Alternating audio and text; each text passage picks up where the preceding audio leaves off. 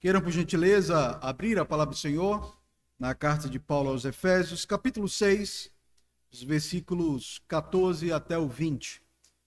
Nós já tratamos do texto imediato aí, do versículo 10 até o 13, onde o apóstolo Paulo chama os leitores da sua carta, os crentes da igreja de Éfeso, a vestirem toda a armadura de Deus, sabendo que a nossa batalha não é contra carne e sangue, mas contra principados e potestades. A partir do versículo 14, o apóstolo Paulo passa então a descrever os elementos dessa armadura, e é o que nós veremos hoje. Efésios 6, 14 a 20.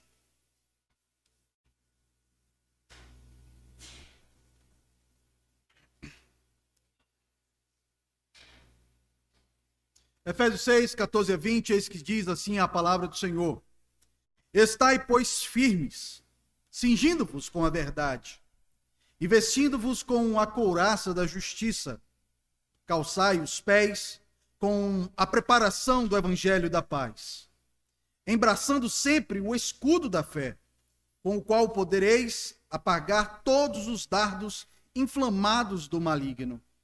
Tomai também o capacete da salvação e a espada do Espírito, que é a palavra de Deus, com toda oração e súplica, orando em todo o tempo no Espírito, e para isso vigiando com toda perseverança e súplica por todos os santos, e também por mim, para que me seja dado no abrir da minha boca a palavra, para com intrepidez fazer conhecido o mistério do Evangelho, pelo qual sou embaixador em cadeias, para que em Cristo eu seja ousado no falar, como me cumpre fazê-lo. Oremos. Senhor, à medida que nós lermos, explicarmos e compreendermos a Tua palavra, pedimos que o Senhor nos comova com a exposição dessa Sagrada Escritura, que o Senhor mova o nosso coração, nos faz querer estar revestidos do Senhor Jesus Cristo, de toda a armadura de Deus, nos faz conhecer a glória do nosso Salvador por meio desse texto. Essa é a nossa oração em nome do Senhor Jesus Cristo. Amém. Irmãos, aqui nessa passagem, o apóstolo Paulo está bem próximo da conclusão da carta que escreveu aos crentes de Éfeso. E a motivação dele para escrever essa carta é porque ele ouviu falar que os crentes da cidade de Éfeso tinham ficado preocupados com a prisão dele. A carta de Paulo aos Efésios é uma das cadeias que nós chamamos de cartas da prisão, uma das cartas produzidas no período em que ele esteve preso em Roma. Paulo era o pai espiritual dos crentes de Éfeso, e ele havia plantado possivelmente aquela igreja ali em Éfeso, e aqueles irmãos estavam preocupados. E talvez também com uma pergunta: por que Deus mantém na prisão um servo que tem tanto trabalho a ser feito e que tanto fez em prol do evangelho? Paulo então responde, dizendo que os sofrimentos dele faziam parte do plano de Deus para a sua igreja. Em vez de ser um motivo de preocupação para aqueles crentes, a prisão de Paulo era um motivo de glória, especialmente para os gentios que estavam ouvindo o evangelho, especialmente naquele momento em que Paulo estava preso. Diante disso, o apóstolo Paulo, aqui em sua carta, ele divide ela em duas seções, em que na primeira parte, no capítulo 1, de maneira específica, ele mostra como Deus, antes da fundação do mundo, elegeu um povo para si. Como que o Filho de Deus, na plenitude dos tempos, veio morrer por esse povo, para que esse povo pudesse então ser redimido, purificado do seu pecado. E então, depois de efetivada a obra na cruz do Calvário, o Espírito Santo chama esse povo por meio da palavra, o que vemos no capítulo 1. No capítulo 2, vemos que o apóstolo Paulo fala de Deus como aquele que em Cristo uniu dois tipos diferentes de povos. Como ele pegou o povo da antiga aliança, os judeus, e trouxe enxertado para o meio desse povo os gentios, tornando então um só povo, chamado não mais de Israel, mas chamado então de igreja. No capítulo 3, o apóstolo Paulo mostra que Deus o chamou e o constituiu pregador dessa verdade, desse mistério, de que judeus e gentios fazem parte desse mesmo povo, e então desse novo povo que Deus está trazendo à existência por meio do evangelho. E então, na sua segunda parte da carta, a partir do capítulo 4, Paulo começa a descrever quais são os deveres desse povo que Deus chamou, abençoou e perdoou e recebeu como filhos. Ele fala da necessidade de mantermos a unidade da fé, o que vemos lá no capítulo 4, os versículos 1 a 6. Ele fala também de usarmos os nossos dons espirituais e talentos para edificação da igreja. Nós já falamos isso aqui nas nossas aulas de escola bíblica dominical, lá no capítulo 4, os versículos 7 até o 16. E também ele fala da necessidade de vivermos uma vida santa aqui nesse mundo, em oposição à vida daqueles que não conhecem o Senhor. É o que vemos lá do capítulo 4, os versículos 17, até o finalzinho do capítulo 5, no verso 21. Ele fala então dos deveres do casal, marido e mulher, fala dos deveres de pais para com filhos, de filhos para com pais. Ele fala dos deveres de empregados em relação aos seus patrões, os patrões em relação aos seus empregados. E então ele fala tudo isso como uma marca de uma vida que é marcada daqueles que são cheios do Espírito Santo. E então o apóstolo Paulo termina a carta dizendo, no versículo 10 e 11 do capítulo 6, quanto ao mais, sede fortalecidos no Senhor e na força do seu poder. E aí ele fala, explicando o versículo 10, como que nós somos revestidos e fortalecidos na força de Deus, na força do seu poder. Revestivos de toda a armadura de Deus. O que o apóstolo Paulo está dizendo aqui de uma maneira bem clara, é que depois da efetivação dessa obra da Trindade na vida de cada crente, na vida da igreja, e depois dessa convocação a uma vida em santidade, o apóstolo Paulo deixa bem claro que viver assim, à altura daquilo que o Evangelho de Cristo ensina, não será algo fácil, ao ponto do apóstolo Paulo usar como ilustração a ideia de uma luta, de uma guerra. E ele diz, há inimigos que vão buscar impedir os crentes de viver a plenitude da vida com Deus, da santidade. E os nossos inimigos, segundo o próprio apóstolo Paulo, aqui ainda nessa sessão, é dizer que eles não são pessoas de carne e osso, são pessoas de ordem espiritual. Embora quando o apóstolo Paulo escreveu essas coisas, ele estava ali preso em Roma, que foi enviado para a prisão pelos judeus. Paulo sabia que havia muita coisa por trás dos judeus. Paulo sabia que havia muita coisa por trás do Império Romano e do imperador romano, que eram seres espirituais. Paulo descreve eles como principados e potestades, poderes espirituais da maldade, demônios sobre a liderança de Satanás, o próprio diabo, que é o adversário acusador, que se levanta contra a igreja do Senhor Jesus Cristo. Então aqui, do versículo 10 do capítulo 6 até o versículo 20, é apenas uma sessão em que o apóstolo Paulo descreve a natureza desse combate e descreve como que nós nos protegemos estando nesse combate. Ele fala aqui que esse conflito ele é de natureza espiritual e nos diz que como um soldado que se prepara para uma batalha, tomando uma armadura, os cristãos também devem tomar a armadura que Deus provê, para que possam enfrentar esses inimigos que são mais poderosos do que nós. Agora, na nossa exposição de hoje, veremos em que consiste essa armadura e como nós podemos nos vestir dela em termos práticos. O que significa no dia a dia tomar a armadura de Deus? É basicamente a pergunta que vamos buscar responder nessa noite. Vamos lá, versículo 14. Vamos começar aqui vendo aquela ordem que está no versículo 14. Essa é uma ordem que se repete em outros momentos. O texto começa com a ordem de estai, pois, firmes. Essa mesma expressão, essa mesma palavra no grego, ela aparece no versículo 11, quando Paulo diz aí firmes, é a mesma palavra, e no versículo 13, quando Paulo fala de inabaláveis. Então, os irmãos já sabem que quando um hebreu quer focar muito a ideia, eu já falei isso, ele repete várias vezes a mesma coisa. É como se ele estivesse ecoando aquela mesma palavra para que ficasse gravada na nossa mente. Então, a ideia do apóstolo Paulo é: fiquem firmes, fiquem firmes, fiquem firmes, porque a luta não é fácil. Ele fala: fiquem firmes de pé, como um soldado que está montado em guarda em posição de defesa. É importante desde já deixarmos claro que a natureza da guerra a qual o apóstolo Paulo descreve aqui, ou a postura desse soldado, é uma postura de defesa. A igreja e os cristãos estão sob ataque. os poderes espirituais do mal estão vindo contra a igreja, e a igreja tem que fazer, o que a igreja tem que fazer é ficar firme como um soldado em posição estratégica.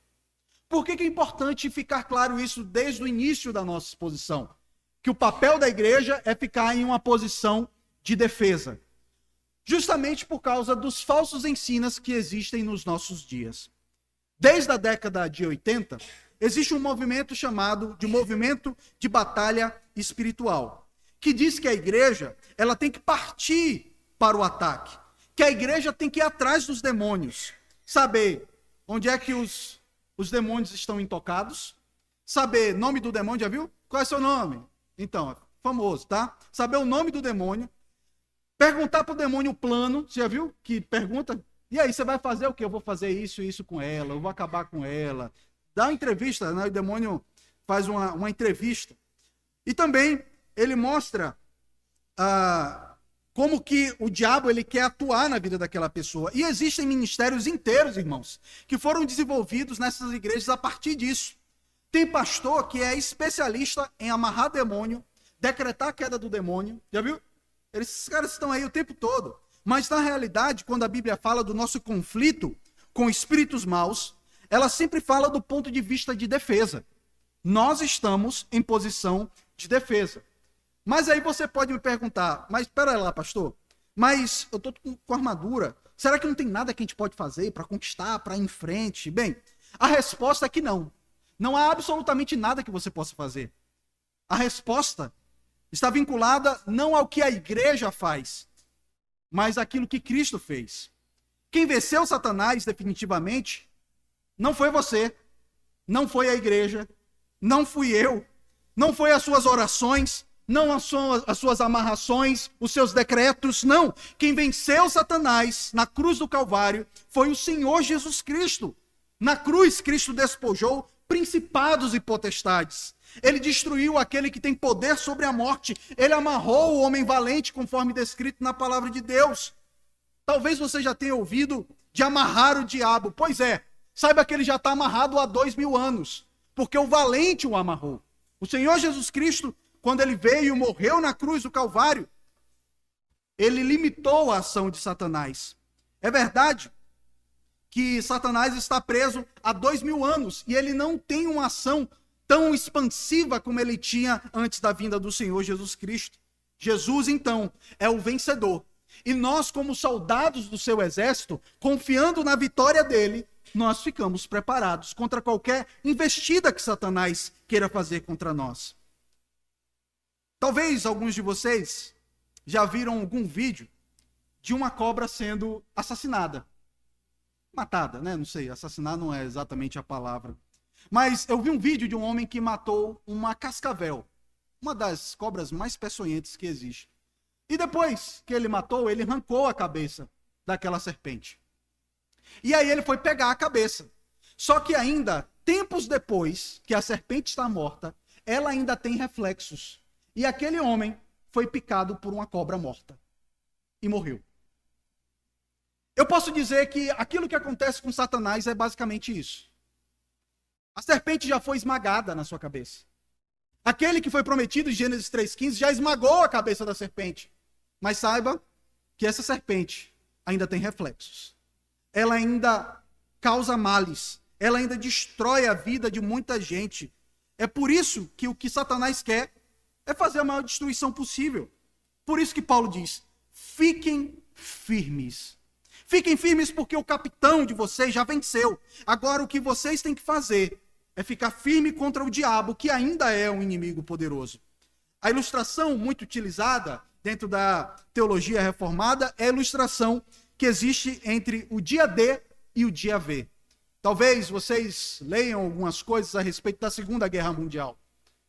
O eixo, marcado ali pelos italianos, pelos alemães e pelos japoneses, estavam à frente na Segunda Guerra Mundial.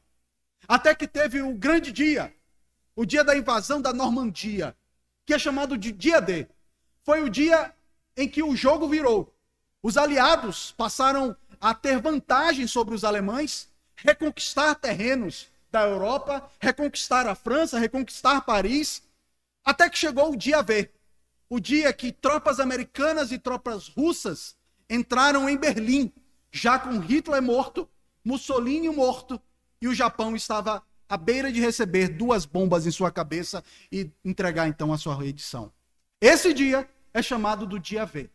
No dia D, os aliados já eram vencedores, mas foi no dia V que eles experimentaram a paz relativa ao vencimento do dia V. Diante disso, queridos, nós vivemos assim. Cristo na cruz do Calvário já venceu. Mas saiba que o inimigo, ele ainda pode causar males. Mesmo depois da invasão da Normandia, os alemães nazistas continuavam a matar judeus, continuavam a matar americanos. E Satanás é a mesma coisa.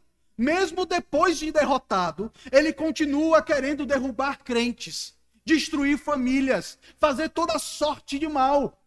Por isso que o papel da igreja é, confiado na vitória do nosso Messias, permanecer firmes, porque a vitória já é nossa. Agora é esperar o grande dia V, que é o dia da vinda de Cristo, onde toda a igreja irá contemplar a plena glória do Redentor e do nosso capitão, e nós estaremos lá glorificados ao lado do nosso Redentor, o Senhor Jesus Cristo. Já vimos também, na nossa exposição anterior, na sessão anterior, que esse ataque vem de diversas maneiras. Veja que Paulo fala no versículo 11, de cilada do diabo, dizendo que Satanás ele é esperto, ele tem estratégia para derrubar os crentes, tá? Se você, à medida que fica mais velho, fica mais experiente, imagina Satanás, que conhece a nossa raça desde o Éden.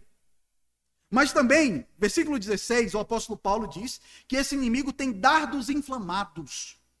É uma das armas mais pavorosas daquela época, que eram setas incendiárias. Satanás, irmãos, procura enredar cristãos, desviar a igreja da verdade e levar para mais longe de Deus. E igrejas evangélicas que vê a batalha espiritual basicamente como sendo libertação de doenças, de aflições, enfermidades e calamidades que os demônios causam nelas, estão em grande engano. Algumas igrejas pensam que o foco do diabo é levar a pessoa para o desemprego, separar, acabar com o casamento.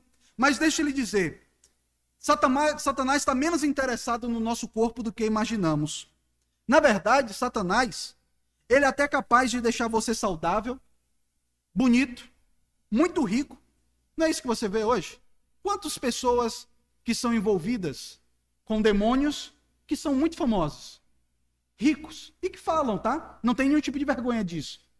O príncipe desse século tem poder para fazer isso. Deixar a pessoa rica. Então, se você pensa que o diabo só quer deixar você pobre, desempregado, com a vida acabada, não. Ele pode, pelo contrário, pode te deixar muito rico. Ele não quer acabar com você. Pelo contrário, ele quer te dar tudo para que você se renda aos pés dele. E então, essa é uma grande mentira. Porque a luta do diabo, antes de tudo, é uma luta pela sua mente. Antes de tudo, a luta do diabo é para corromper a mente das pessoas. O diabo quer corromper a verdade. A maior arma de Satanás não é espinhela quebrada, não é dor de dente, não é carro batendo. A maior arma de Satanás é o erro religioso. A Bíblia nos adverte constantemente muito mais sobre falsos profetas do que contra demônios. O verdadeiro inimigo da igreja é o erro religioso. É a heresia, a doutrina fraca. É a igreja que não conhece a pessoa e obra de Cristo, que não conhece as Escrituras. E você pode crer numa mentira a respeito de Deus, a respeito de Cristo, a respeito da salvação. E isso não vai prejudicar o seu corpo, mas vai lançar a sua alma no inferno. O diabo, ele não pode impedir que você caminhe até a salvação eterna. Afinal de contas, nós fomos eleitos antes mesmo da fundação do mundo. Mas se ele puder fazer com que você se arraste, chegue destruído, cansado, saiba que ele vai fazer. Talvez vocês já tenham assistido, especialmente vocês, crianças, as Olimpíadas, a maratona. Tem algumas pessoas que passam ali naquela marca, na maratona, e que, claro, estão cansados, exaustos, mas que passam bem. Mas tem algumas pessoas que passam pela linha de chegada, já bambos assim, já viu? Já quase se arrastando. ou com alguém carregando para a pessoa passar. E o diabo, ele quer que você, ele não pode impedir que você passe pela linha de chegada. Então o que ele faz? Ele vai fazer com que você chegue lá todo quebrado. Que você vai chegar, vai. Mas se você ceder às tentações do diabo, às sugestões de Satanás, você vai chegar muito avariado. É por isso que a orientação do apóstolo Paulo é: fique firme. Fique firme, porque a vitória já é nossa. Agora, para ficar firme, o verso 14 diz que você tem que tomar a armadura. E aqui uma jogada na língua grega, que Paulo queria mais ou menos dizer o seguinte. No verso 14 ele diz: ficai firmes. Depois de vocês terem vencido, vestido a verdade, vestido a couraça da justiça e calçar os seus pés. Ou seja, ele está explicando como é que a gente pode ficar firme. Ele passa a explicar como é que o crente fica firme. E a gente fica firme tomando a armadura de Deus. Não tem outro jeito. Você só pode ficar firme se você tomar essa armadura. Então vem uma próxima pergunta. O que significa tomar essa armadura? O que significa estar revestido com essa armadura de Cristo? Então, o meu papel aqui na parte introdutória da nossa exposição, e eu espero que você esteja me acompanhando, porque eu estou desenvolvendo um raciocínio que vai ser fundamental para a interpretação do texto, é dizer exatamente o que o texto não está dizendo, os erros que existem para quando a gente entrar no texto, o terreno está limpo. Tá? E há basicamente duas interpretações sobre essa armadura de Deus descrita aqui. E eu quero dizer, primeiro, o que o texto não significa, para depois dizer o que ele significa. Bem, a primeira interpretação que é comumente dada aqui é que algumas pessoas vão dizer que a armadura são qualidades éticas que você tem que abraçar e que impedem que o diabo vença você. Por exemplo, versículo 14 diz: estai, pois, firmes, cingindo-vos com a verdade. Então essas pessoas pensam o seguinte: se você falar sempre a verdade, não contar nenhuma mentira, o diabo não vai ter do que te acusar. Então, você está firme. Não seja um mentiroso. Só aí você já está protegido, você já tem uma parte, você já está cingido com a parte. Então, se você é uma pessoa que não dá brecha para o diabo falando mentira, ele não vai conseguir lhe vencer. Ou, ainda no versículo 14, ele diz: vestindo-vos com a couraça da justiça. Aí ele diz que é tratar todo mundo com equidade. É você ser justo. Então, se você não for injusto com as pessoas, aí automaticamente você estará protegido, você está vestido com a couraça da justiça e Satanás não vai conseguir lhe afligir. Bem, eu não creio que essa é a interpretação correta. Segundo a linha de interpretação mais comum entre os reformados, esse texto fala das qualidades que não são virtudes nossas, mas são virtudes ou coisas que foram conquistadas por Cristo na cruz do Calvário para nós. Alguns intérpretes dizem que ele está falando aqui que a própria armadura é Jesus Cristo. É como ele fala lá no início do texto: revistam-se de toda a armadura de Deus. Mas antes de falar isso no versículo 11, no versículo 10 ele diz o seguinte: sejam fortalecidos aonde? No Senhor. Então qual é a armadura? É o Senhor. A força do seu poder é a força de Cristo. E é por isso que nós precisamos enxergar esse texto dentro da realidade da pessoa e obra de Cristo em nossa vida.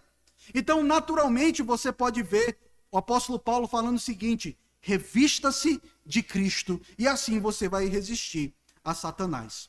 Versículo 10, ele fala: quanto ao mais, sede fortalecidos no Senhor e na força do seu poder. E no versículo 11 ele diz: revesti-vos de toda a armadura de Deus. Então, chegamos no versículo 14, em que o apóstolo Paulo, ele fala a respeito de se revestir da verdade. Vejam, algumas pessoas pensam que se revestir da verdade é você não falar mentira, não é isso? A primeira interpretação que eu disse. Mas, vejam, aqui quando o apóstolo Paulo fala de revestir da verdade, e partindo do pressuposto que a verdade é Cristo, nós podemos nos lembrar de algumas frases de Cristo, como, por exemplo, eu sou o caminho, a verdade e a vida.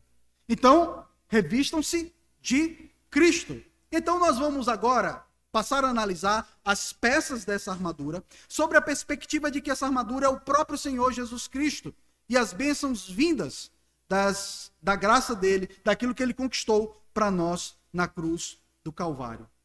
Vejamos então, a partir do versículo 14, o que o apóstolo Paulo descreve. Bem, a primeira coisa que eu quero dizer, quando nós vamos entrar aqui no texto, é que o texto descreve 6 peças de uma armadura. 6 peças dessa armadura. Mas de onde será que o apóstolo Paulo tira essa ideia? Lembremos que o fundamento de tudo aquilo que os apóstolos escreveram é o Antigo Testamento. Então, por exemplo, em Isaías 52, versículo 7, o texto diz: conformosos são os pés daqueles que sobre os montes anunciam o evangelho. E boa parte dos comentaristas falam que quando fala das sandálias do evangelho da paz, é uma referência ao texto do profeta Isaías. Ou, por exemplo, lá em Isaías 59, os versículos 15 a 17, diz o seguinte: que Deus tomou o capacete da salvação, a couraça da justiça e se vestiu de santidade. Você já ouviu isso em algum lugar? Então, é de onde possivelmente vem a inspiração do apóstolo Paulo para cinto, couraça e capacete. Ele acrescenta apenas o escudo e a espada. Então, o ponto é, aqui quando o apóstolo Paulo fala dessa armadura, ele está se referindo àquilo que o próprio Antigo Testamento fala a respeito da pessoa e obra do Messias. Nós nos revestimos de Cristo, daquilo que ele conquistou para nós. Posto isso, depois dessa longa introdução, mas necessária, vejamos então as 6 peças da armadura conforme descritas pelo apóstolo Paulo. Primeira coisa, primeira parte dessa roupa é a verdade como um cinto, que nós vemos aí no versículo 14. Paulo fala o seguinte: cingindo-vos com a verdade. Nós temos que nos cingir com a verdade como se ela fosse o cinto. O cinto era uma peça importante na armadura do soldado romano. Lembremos que, apesar de estar se referindo ao texto do profeta Isaías, o apóstolo Paulo está trazendo a ilustração também com base no mundo daqueles gentios de Éfeso. Então, a imagem de um soldado romano era muito comum para os crentes de Éfeso. E Paulo diz que a verdade é como um cinto. E esse cinto era a peça mais importante da armadura do soldado romano, que era não apenas um cinto como nós usamos para segurar a calça, mas talvez um cinto como a de um campeão de boxe, que cobre um pouco mais do abdômen. Tá? Então, aqui é a parte vital, a barriga, né, o bucho. Então, fica aqui aquele cinto grande, protegendo a barriga do soldado. E é justamente nesse cinto que ele iria amarrar a couraça e aonde ele ia colocar a sua espada. Tudo pendurado ali, suportado pelo cinto. E não é de estranhar que Paulo tenha começado justamente pelo cinto, que era aquilo que dava estrutura para o resto da roupa. Daí, ele fala que nós partimos desse ponto da verdade do evangelho que Deus revelou para nós. Como eu disse, a arma maior do diabo é o erro religioso. Uma vez que você conhece a verdade, você se apoderou da verdade do evangelho em Cristo Jesus, você então está em condições de se defender das mentiras, das heresias, do erro religioso que é apresentado por Satanás de uma forma bonita às vezes, através de homens preparados com mestrado, doutorado, tudo isso para poder lhe enredar e fazer com que você acredite uma mentira. Mas lembre-se daquilo que a palavra de Deus nos diz, aquilo que o próprio Senhor Jesus nos disse: conhecereis a verdade e a verdade vos libertará. Então a verdade aqui é como um cinto, é logo a primeira coisa. Tá, e como que eu visto esse cinto? Porque a pergunta que a gente faz é, tá, e daí? Eu faço o quê, né? É sempre a pergunta que o crente faz. Tá, entendi, pastor, o cinto é a verdade é a verdade do evangelho, que me protege contra a mentira dos hereges. Tá, ok, e eu faço o quê com isso? E agora? Né? Talvez seja a pergunta que você esteja fazendo agora. Como é que eu me cinjo dessa verdade? Significa que todo dia você deve encher a sua cabeça com essa verdade. Você deve meditar na verdade de Cristo, você deve meditar nas promessas do evangelho, crer nessas promessas e se deleitar espiritualmente nelas. Elas se tornam o cinto porque protegem o seu abdômen de onde virão penduradas as outras coisas que se seguem. Então, meus irmãos, cingir o cinto da verdade é a sua mente estar permeada com o evangelho de Cristo. É você estar completamente movido e comovido pelo evangelho de Cristo. É você ler que Jesus Cristo morreu por você. É você saber a respeito da doutrina da adoção, da doutrina da justificação, da eleição. E tudo isso mexer com você. As suas entranhas estar protegida por isso, pela verdade do evangelho. A segunda peça, descrita no finalzinho do versículo 14, é a justiça como uma couraça. Ele diz, vestindo-vos da couraça da justiça. Lembremos aqui que justiça não é um atributo ético, tal como eu falei anteriormente, mas é a justiça de Deus pela fé em Cristo. Queridos, sexta-feira, nós celebramos a Reforma Protestante, o aniversário da Reforma Protestante. E talvez vocês se lembrem, o texto que mexeu com a cabeça do reformador Martinho Lutero, Romanos 1:17, o justo viverá pela fé. A justiça do crente se dá pela fé. É a justiça aqui ao qual ele se refere, é a justiça que justifica pecadores como você e eu. A justificação funciona então como uma couraça. A couraça, ela cobria o peito do soldado, era firmada no cinto dele, na qual ele estava cingido, e era proteção também para órgãos vitais.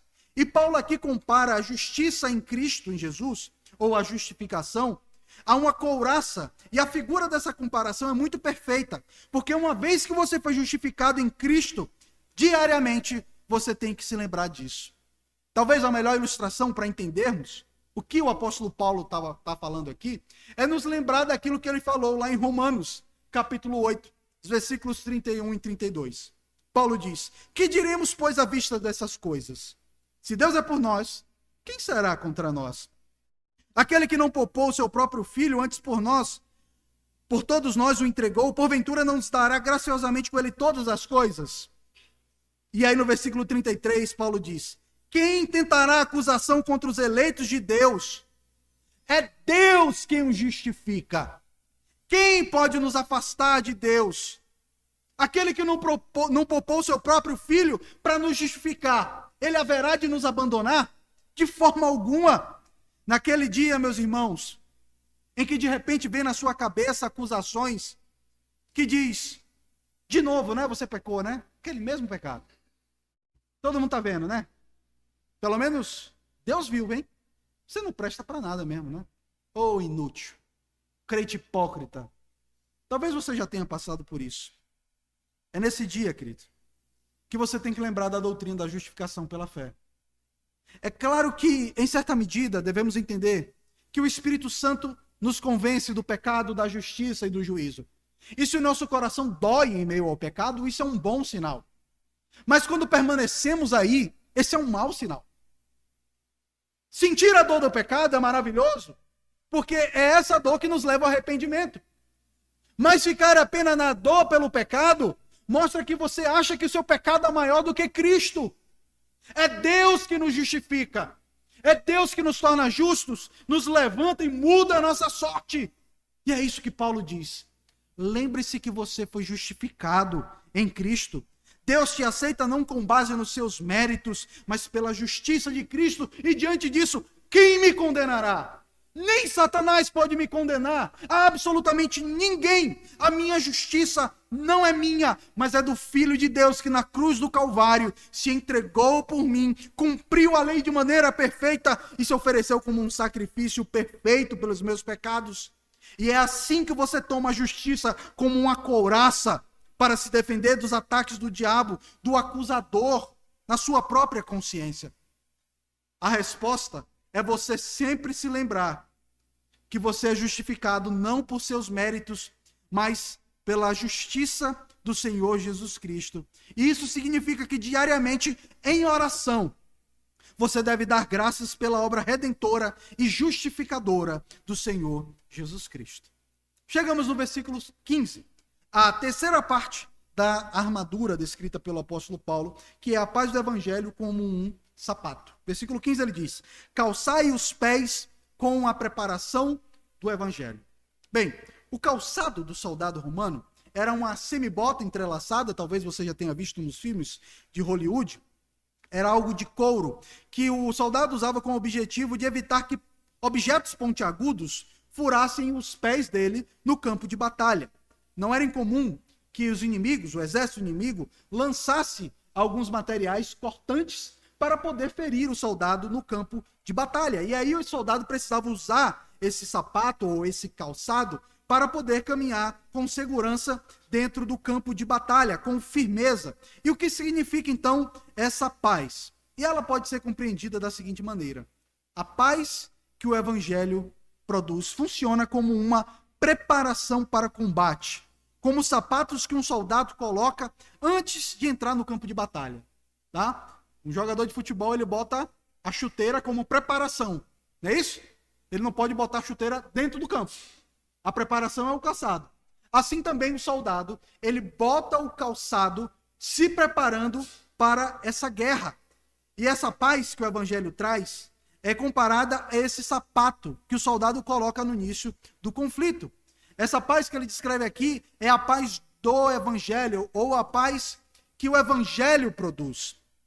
O evangelho, queridos, é a boa notícia de que Deus nos amou e que deu seu Filho para morrer pelos nossos pecados. E é justamente pela fé em Cristo que nós somos perdoados e nós não temos mais Deus como nosso inimigo. Se você vai para a batalha contra Satanás, você precisa estar em paz contra Deus, em relação a Deus. Porque imagine, todo ser humano tem um grande inimigo, que é Satanás. Mas imagine que você não tenha paz com Deus, que você não tenha paz de Deus. É terrível, porque você vai entrar em um campo de batalha sem ter paz. O seu coração fica angustiado. Situação terrível do homem sem Deus, que não apenas tem o diabo como seu inimigo, mas o próprio Deus. Ele precisa ter a paz com Deus através do evangelho, que funcionará como sandálias com as quais ele poderá correr no campo de batalha e se defender contra o inimigo. No versículo 16, o quarto elemento dessa armadura é a fé como escudo. Ele diz: embraçando sempre o escudo da fé, com os quais podeis apagar todos os dardos inflamados do maligno. Aqui o escudo, a que o apóstolo Paulo se refere, até pela origem semântica da palavra que ele usa para escudo aqui, é uma referência a um tipo de escudo que nós conhecemos bem dos filmes de Hollywood. É muito comum nos filmes de Hollywood vermos os soldados romanos com dois tipos de escudo. Um redondinho, que ele botava tipo Capitão América, né, aqui no braço, mas tinha um outro tipo de escudo que é semelhante ao que policiais usam em situações de guerra, que é um escudo quadrado que parece uma porta, tá? Então ele embraça aquele escudo, ele se une aos seus outros companheiros de guerra e fazem, já viu como eles fazem aquilo que é chamado de tartaruga, né? No campo de batalha, os romanos usavam essa estratégia. Eles se fechavam e enquanto os inimigos lançavam dardos, eles iam caminhando junto, um ao lado do outro. Então, possivelmente o apóstolo Paulo está se referindo a esse tipo de escudo, em que eles continuam avançando, mesmo sendo atingidos ou sendo alvo do inimigo. Esse escudo, queridos, às vezes ele era feito em uma folha dupla de madeira para impedir que a flecha incendiária batesse na primeira camada e se extinguisse ali, não passando para a segunda camada e o próprio soldado se queimasse. Ou então era um escudo coberto por peles de animais molhados, que cobria a primeira parte ali da madeira. Porque quando chegavam os dardos incendiários, que era uma arma muito terrível daquela época, a flecha alcançava o escudo, mas não tocava fogo no escudo. Então, o soldado, ele estava ali protegido contra esse tipo de incêndio, porque a flecha se apagava. Então, o que funciona como um escudo que apaga as setas do malignos, Paulo diz que é a fé. A fé. Mas fé em quê? Né? A arte de viver da fé só não se sabe fé em quê, diz a música. Bem, as pessoas falam de fé como se a fé por si só tivesse uma força inerente. A fé é um ato de você crer, é a capacidade de você confiar em alguma coisa que vai para além daquilo que você vê. É aquilo que você crê, mesmo sem ter prova nenhuma de que aquilo é uma realidade. Por exemplo, quando você entra no seu carro e gira a chave na ignição, você tem fé que o carro vai ligar. Você não tem certeza nenhuma que isso vai acontecer. Quando você entra no elevador, espero não disparar nenhum gatilho em ninguém. Você entra no elevador e aperta um botão, a sua fé é que o elevador vai te levar até aquele andar, mas você não tem certeza nenhuma que isso vai acontecer. Fé.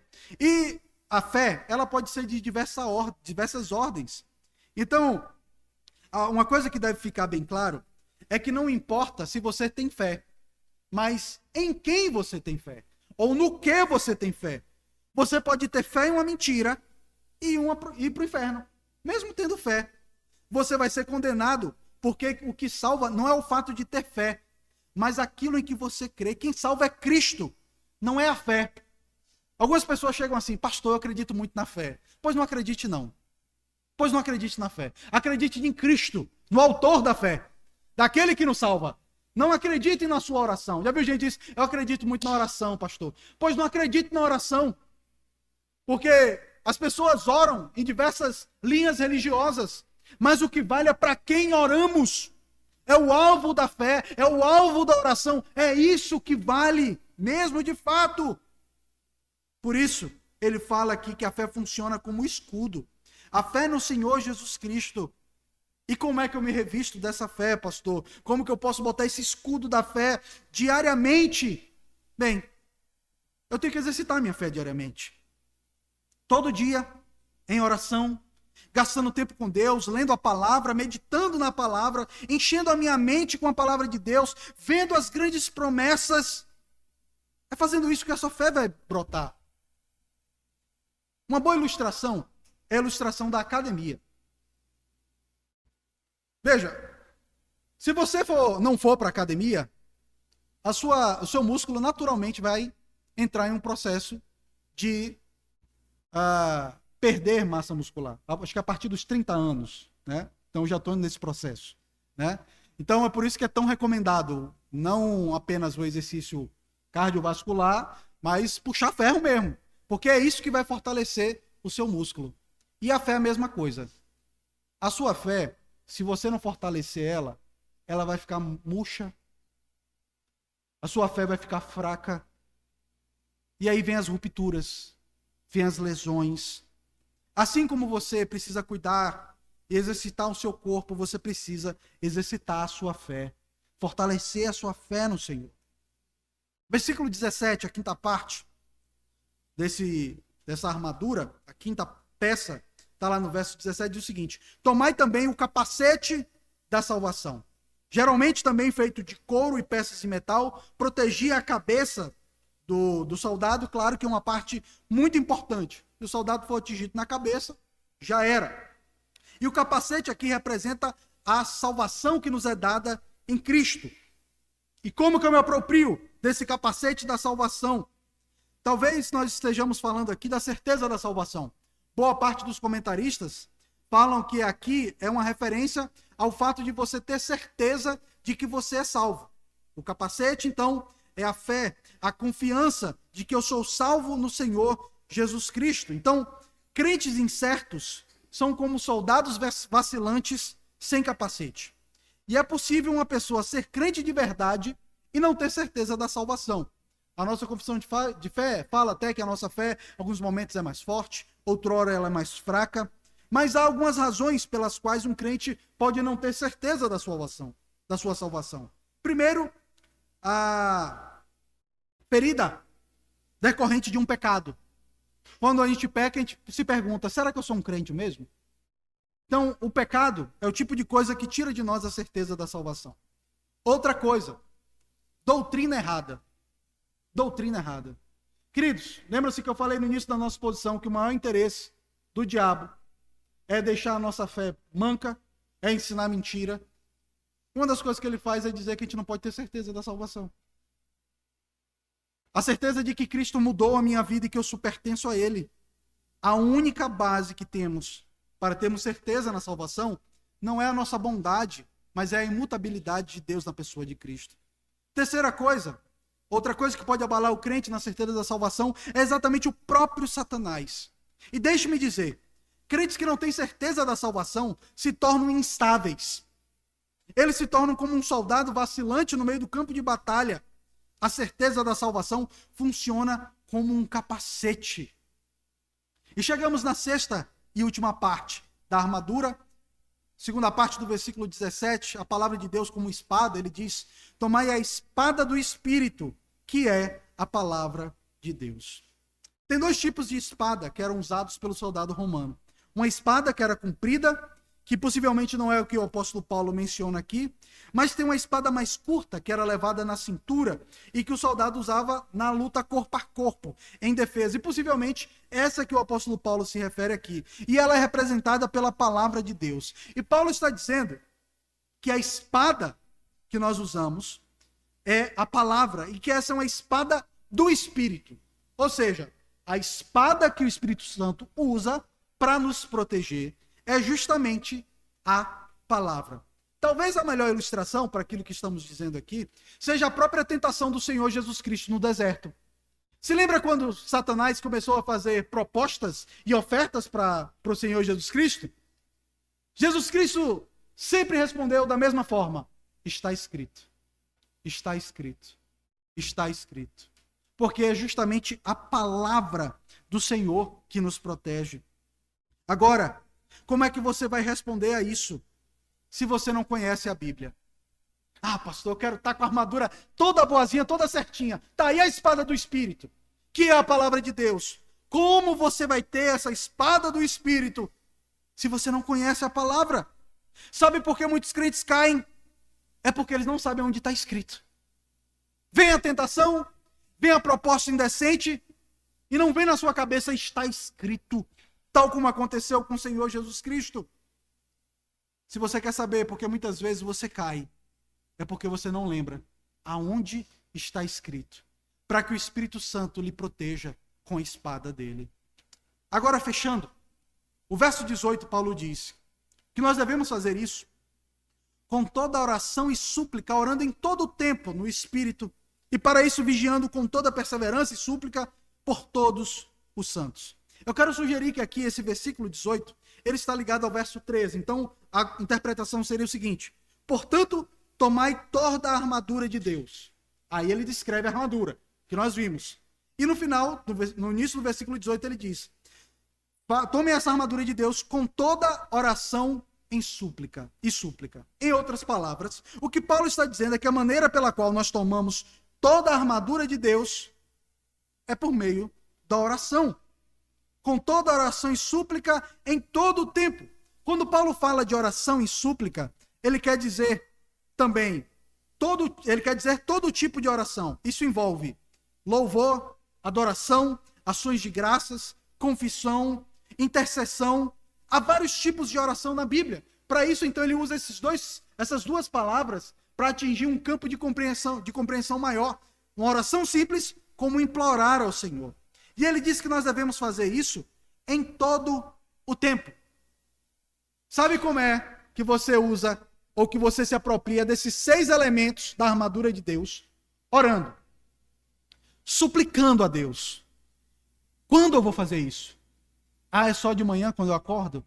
Não, Paulo diz que é em todo o tempo. O que o apóstolo Paulo está dizendo com isso? Queridos, o apóstolo Paulo está falando aqui sobre o espírito de oração.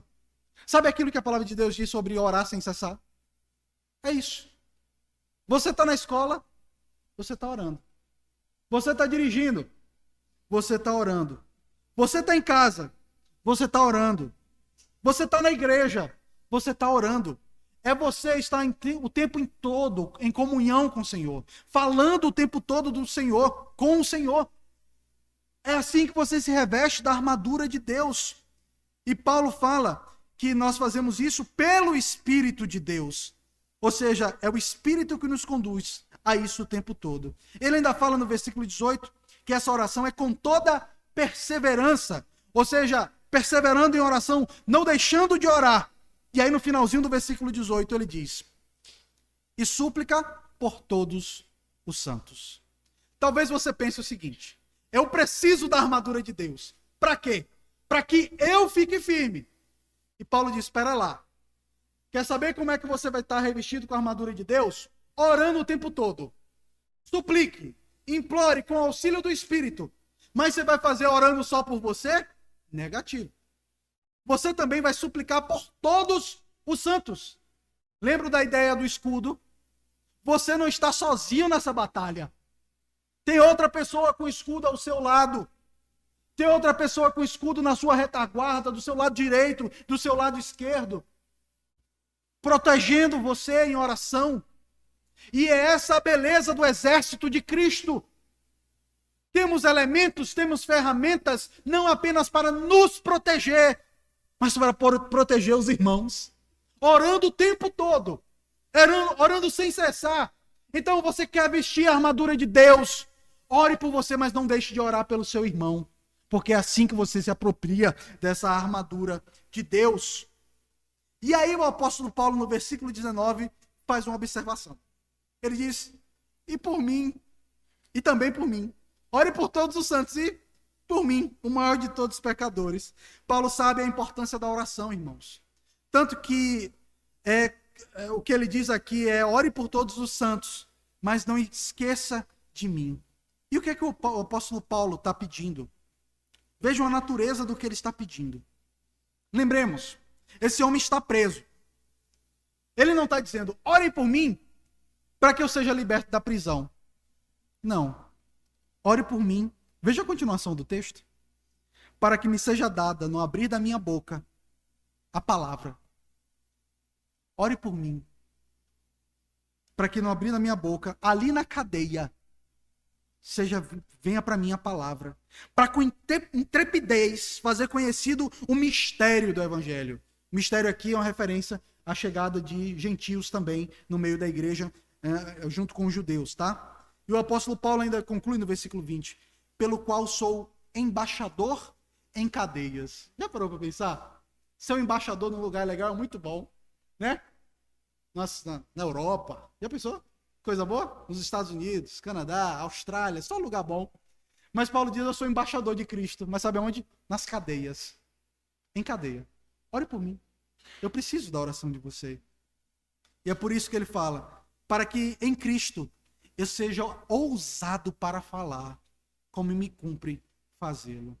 Ele não pede para que fosse livre da prisão, mas para que ele cumprisse o chamado que o Senhor deu para ele de pregar ali na cadeia. Meus irmãos, o que o apóstolo Paulo está falando é, ore para que Deus me dê graça, para eu ser crente aonde estou, aonde me colocou.